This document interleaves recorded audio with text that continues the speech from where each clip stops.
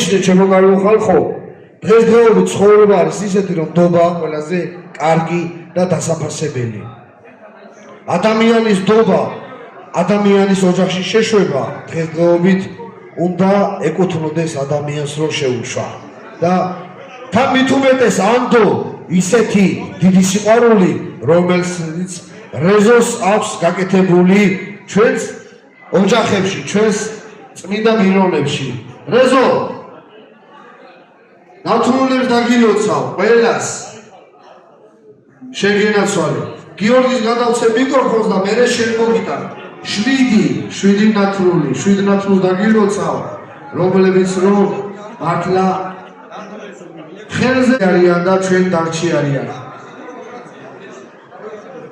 მე მინდა ჩემო კარგო ხალხო, ფეხზე წამოვდგეთ, კაცებს აღთხოვთ რა.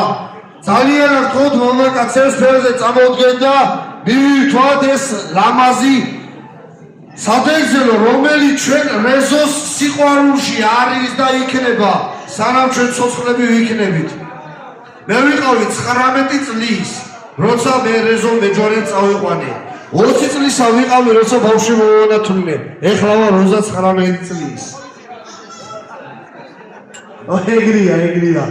ხოდა, უღრე ამ ხელა სიყვარული წამოვიდა, რაც წლები გადის, უფრო გვიყვარდება ერთმანეთი. რაც წლები გადის, უფრო გვენატრება ერთმანეთი, იმიტომ რომ ცხოვრება არის ძალიან რთული. ზოგი სადვარ. ჩემი ცხოვრება სულ სხვანაირი არის. დავდივარ ზეითქვეით, მაგრამ ყველანი მიყვარა. და დაგლოცავ. იმ შენ გულს გაუმარჯოს, იმ შენ დობას გაუმარჯოს, რომელიც შენ მოიპოვე და გავს დღემდე და კიდე გექნება შენი ცხოვრების განმავლობაში და გიორგი ბნებრიშვილს გადავცე მიკროფონს მე. კაცი.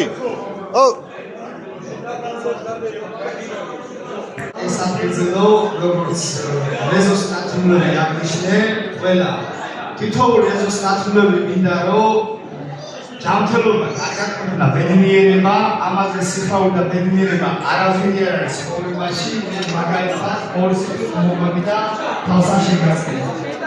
რეზო დაუცანი 5 წელია, მაგრამ ისეთი სიყვარული და ისეთი ძმობა დაგვაკავშირა ერთმანეთს, რომელიც რომ ერთმანეთს ისეთი ოჯახური კავშირი გვაქვს, რომ შეიძლება მაგის სამსახურებით მოგაკავშირებდეს და ნაჩვენი 24 შვიძება. გენაცვალე ყველა ნათლს დაულოცავ ჩემი ძმა